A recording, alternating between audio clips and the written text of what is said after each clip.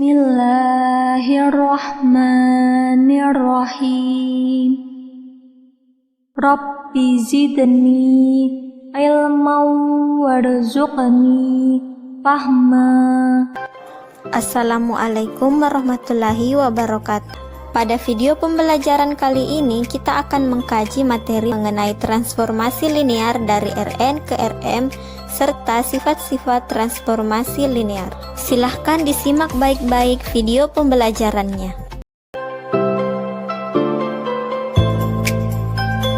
Setelah mengetahui arah yang akan dituju oleh manusia, hendaknya manusia mempunyai sebuah tujuan yang jelas untuk menuju ke titik akhir sebuah kehidupan. Selanjutnya, ketika kita membahas tentang vektor, jika pada titik X, Y, Z dari suatu daerah dalam ruang R dikatakan sebuah vektor V dengan komponennya X, Y, Z, maka V disebut sebagai fungsi vektor dari kedudukan pada ruang R. Apakah kalian masih mengingat penentuan posisi titik yang berada pada ruang berdimensi 2 dan ruang berdimensi 3? Kalian harus tahu bahwa dalam menentukan posisi titik yang berada pada ruang berdimensi 2, kita menggunakan pasangan bilangan, misalnya A1 dan A2. Selanjutnya, untuk menentukan posisi titik pada ruang berdimensi 3, kita menggunakan triple bilangan, seperti A1, A2, dan A3. Gagasan untuk menggunakan pasangan bilangan pada ruang berdimensi 2 dan triple bilangan pada ruang berdimensi 3 pertama kali dikemukakan pada pertengahan abad ke-17. Namun, pada akhir abad ke-18, para ahli matematika dan fisika mulai menggunakan 4 bilangan yang dianggap sebagai titik pada ruang berdimensi 4 dan 5 bilangan yang dianggap sebagai titik pada ruang berdimensi 5, begitupun seterusnya.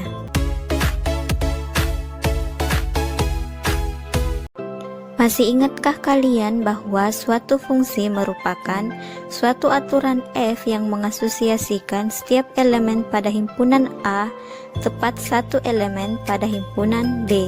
Jika F mengasosiasikan elemen B dengan elemen A, maka dapat ditulis B sama dengan FA, dan mengatakan bahwa B adalah bayangan dari A karena F atau FA adalah nilai dari F pada A. Dalam hal ini, himpunan A disebut domain dari F dan himpunan B disebut kodomain dari F.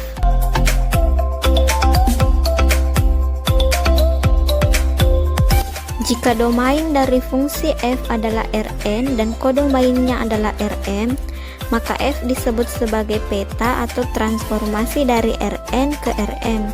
Dan kita menyatakan bahwa fungsi F memetakan Rn ke Rm. Misalkan F1, F2 hingga Fm merupakan fungsi-fungsi bernilai real dengan n variabel, maka transformasi Rn ke Rm dinotasikan sebagai transformasi X1, X2 hingga Xn sama dengan W1, W2 hingga Wm, di mana X1, X2 hingga Xn merupakan setiap titik yang berada pada Rn, sedangkan W1, W2 hingga Wm merupakan titik tertentu yang berada pada Rm.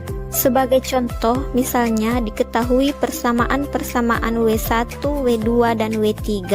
Dengan menggunakan transformasi R2 ke R3, kita akan menentukan bayangan dari titik X1, X2.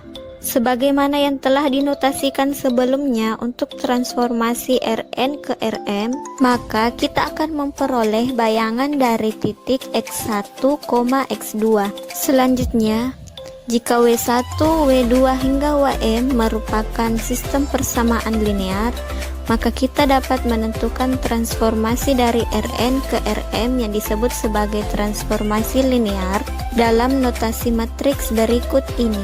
Yang lebih singkatnya ditulis dengan W sama dengan AX, di mana A merupakan matriks standar untuk T.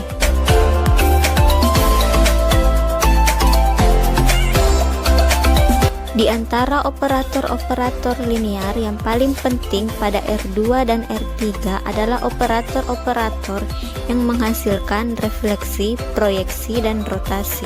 Yang pertama, operator refleksi atau pencerminan. Secara umum, operator-operator yang terdapat pada ruang berdimensi 2 dan ruang berdimensi 3 yang memetakan setiap vektor kebayangan simetrinya sendiri terhadap garis atau bidang tertentu disebut operator refleksi atau pencerminan. Operator semacam ini adalah linear. Terdapat beberapa operator refleksi yang secara umum tercantum pada tabel-tabel berikut ini. Sebagai contoh, misalkan posisi kaki Fadila tempat ia berdiri dimisalkan sebagai titik X, Y, di mana titik tersebut kita anggap sebagai vektor X yang berada di R2. Kemudian terdapat sebuah masjid yang posisinya merupakan vektor bayangan dari posisi Fadila saat ini jika dicerminkan terhadap sumbu vertikal Y. Maka kita dapat menentukan posisi masjid tersebut dengan menggunakan refleksi transformasi. Karena posisi Fadila X, Y, maka kita misalkan posisi masjid tersebut sebagai W1 dan W2. Karena operator refleksi terhadap sumbu Y, maka kita akan memperoleh persamaan W1 sama dengan minus X dan W2 sama dengan Y. Sehingga akan diperoleh posisi masjid tersebut berada pada koordinat minus X, Y. Selain operator refleksi, kita juga mengenal operator proyeksi. Secara umum, operator proyeksi adalah operator sebarang yang memetakan setiap vektor ke proyeksi ortogonalnya pada suatu garis atau suatu bidang yang melewati titik asal. Beberapa operator proyeksi sebagaimana yang tercantum pada tabel berikut ini. Selanjutnya, suatu operator yang merotasi setiap vektor pada R2 sebesar suatu sudut disebut operator rotasi. Misalkan suatu vektor pada ruang dimensi 2 mengalami rotasi sebesar 30 derajat, maka kita dapat menentukan bayangan dari vektor tersebut yang dinotasikan dengan matriks standar dikali dengan matriks X, maka kita akan memperoleh bayangan dari vektor tersebut.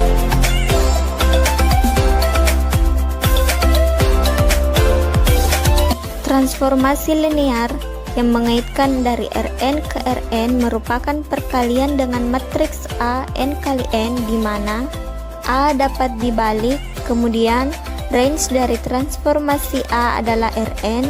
Selanjutnya, transformasi A merupakan pemetaan satu-satu.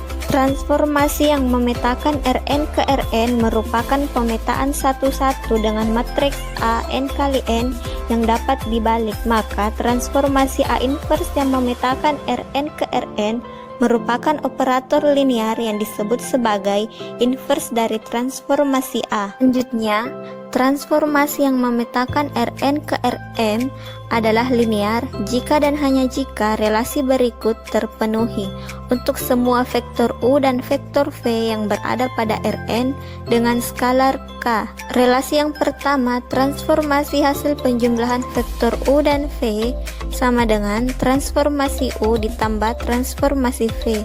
Relasi kedua, transformasi skalar K dikali vektor U sama dengan K dikali transformasi U. Kedua relasi tersebut dikenal sebagai sifat-sifat transformasi linear. Alhamdulillah, materi pembelajaran untuk pertemuan kali ini berakhir sampai di sini. Sampai jumpa di video pembelajaran berikutnya. Wassalamualaikum warahmatullahi wabarakatuh.